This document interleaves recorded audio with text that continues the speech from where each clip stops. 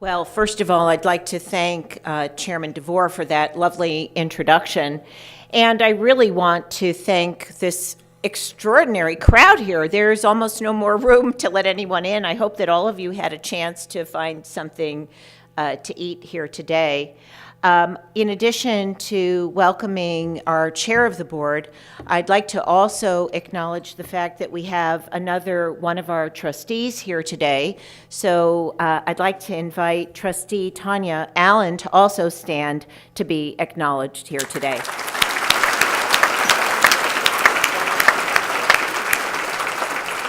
Now, you know, when you get invited to be a new president, you don't realize that you have so many competing demands. And so one of the things that I think that my handlers didn't realize when they scheduled these many events back to back for me today was that today I would stand here and shake hands with, I don't know how many hundreds of people we have here today. How many do we? 600 people. So I shook hands today with 600 people.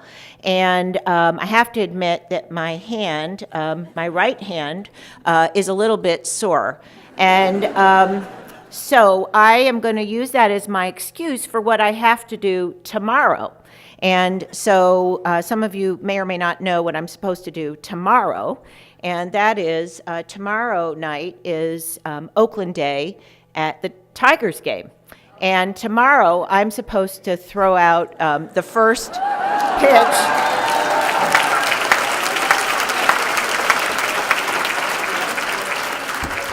at the Tigers game. And I have to tell you, so I have 3 brothers and a dad, and they said, you know, you could do anything, Ora, but we know there's one thing you can't do. And my youngest brother said, why don't you have her just talk that ball over the plate? So I've been getting coaching from Al Kaline's grandson, who is one of our baseball coaches. But what I'm going to tell him is when I bomb that tomorrow, that it's your fault because I've been shaking all of your hands here today. So that's my excuse for when I bomb that tomorrow, and I'm hoping that it's not going to be filmed on national television tomorrow. So I do want to say how absolutely thrilled I have been with this extraordinary welcome that I've had over these past 5 weeks. It has exceeded my greatest expectations. And just your presence here today is another manifestation of the amazing warm welcome that has just poured out from our Oakland community, the community at large, and all of you for what I have found here at Oakland University. It's remarkable. And so I don't want to use my few minutes here today to tell you more about myself, because I did that, in fact, during that interview that I had when I was here, and some of it is, in fact, posted on our website, and so you have a chance to know a little bit about me. So I want to just say what I have discovered on my listening tour. I've told you that I was going to go on a listening tour, and I've been doing that. Some of you have seen me as I've been visiting some of your departments and the school, and I am finding incredible things. I'm finding amazing people and amazing resources and amazing facilities, and frankly, the most beautiful campus in America. Now, we aren't ranked as the most beautiful campus. You bet. So we got to find a way to get ourselves ranked that way. But it is truly the most beautiful campus I've ever seen. And I've been on many, many college and university campuses across the country. But we have resources in people, time, facilities, and our physical campus that are unparalleled.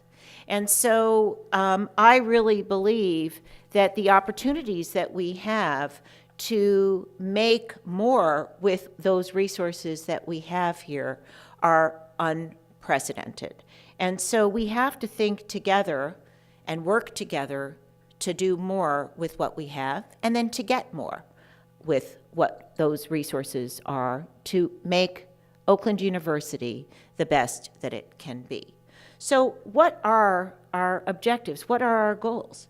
Well, I think that as we have talked before, there are really several areas that we have to focus on. And I want to just mention again what those areas are that we have to focus on. So the first and most important one is student success, because what are we here for? We're here for our students. And student success is the number one thing that we collectively need to really work on together. The second is excellence in scholarly activity in our research arena.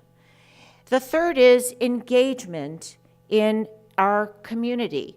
That's our local community, that's our region, and that's the world. And we have to make our mark in all of those areas, engagement in all of those regions, the local community, the region, and the world. And we have to do that in a bi-directional way. And then finally, I believe greatly in the importance of diversity. That's the diversity of people, that's diversity of thought, that's diversity of socioeconomic status, that's tolerance for people. And I believe that when we have that, we end up being better. That makes us a better university, that makes our contributions better, and I think you will begin to see that all of the things that we do in all of these other areas will become better when we start to think how we can be more diverse. So I am looking forward to the ways that we can work together to contribute in all of these different domains. This is not new. This is what you have all been doing all along.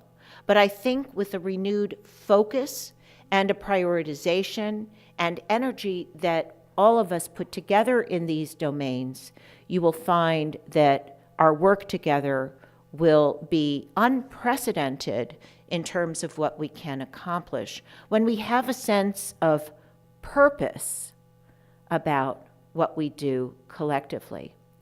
So I want to take a moment and tell you how people can focus on purpose. And I want to just tell you a story from one of the many jobs that I've had. And I know that you know that I've had many jobs. And I'm going to share a story from one of them. And over time, I'll share different stories from different parts of my life. But I'm going to end with a story from one of those jobs. And I'm going to tell you about Flora. So Flora is somebody that I got to know well when I was the CEO of Riley Hospital in Indianapolis. I was there for 21 years. I was there as a faculty member. Then I was there also as the director of pediatric endocrinology, and I was there also as the CEO of that hospital. And so I used to make rounds in that hospital for a long time. And Flora was a housekeeper at Riley Hospital. So I got to know her. She worked there for probably 40 years as a housekeeper. And her unit that she was the housekeeper on was the dialysis unit at Riley Hospital. So one day, when I was the CEO of the hospital, I asked her what she was doing that day. I just happened to walk by. I was making rounds, and I said, "Flora, what are you doing today?" And she said, "Well, Dr. Pescovitz, I'm making the children at Riley Hospital better." I said, "What do you mean?" And she said, "Well, my job here is to make the children at Riley Hospital healthier. That's my job." And I said, "Well, wait a minute, Flora, that's my job." And she said, "I understand that, but that's my job too." And I was really struck by her understanding that her job was the same as my job, that both of us had the same purpose, that both of our jobs was to make the children at Riley Hospital healthier, that we had the exact same purpose, that even though she was a housekeeper and I was the CEO of the hospital, that we both had the same job, that both of us were responsible for making the children at that hospital healthier.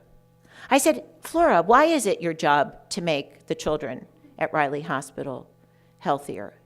And she said, I've been here for more than 3 decades, and I know when I come to work, when I keep this unit, the dialysis unit, clean, the children are healthy as a result of my work. And I was struck by the fact that she understood how her work contributed to the greater purpose. Well, we had an award at Riley Hospital that was called the Red Shoes Award. And it was an award that we named for a little girl at that hospital that had died. And we named it the Red Shoes Award because she never took off her pair of red shoes during her long hospitalization. She died from cancer, and she never took off her red shoes. So when she died, she was there for a long time, we established an award in her memory, and we called it the Red Shoes Award. And once a year, we gave that award to someone who did something really special. And so one year, we gave that award to Flora because we thought that she was really a remarkable person. And the award had a monetary value, and it was a $3,000 award. Well, Flora came from an underprivileged background, and as it happened, in addition to caring for her own family, she actually had her grandchildren living in her home. So she was caring for her own children and for her grandchildren. So we had a big ceremony for this Red Shoes Award, and we gave her the award, and she got the monetary gift, and it was a wonderful ceremony. And a couple weeks later, I was making rounds again, and I stopped her and I said, Flora, that was such a beautiful ceremony.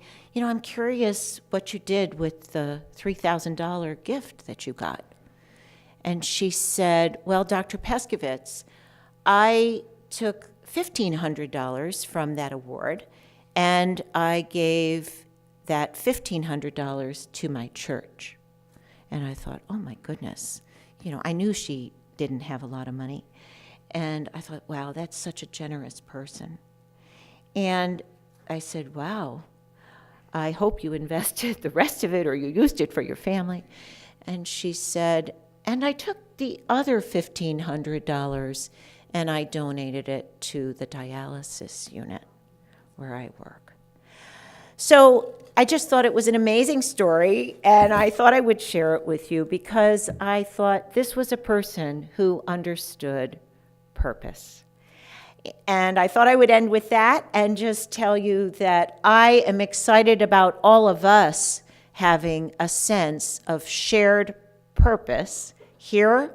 I'm excited about being here. I cannot think of a more exciting place to be, and I'm excited about us having a common sense of purpose.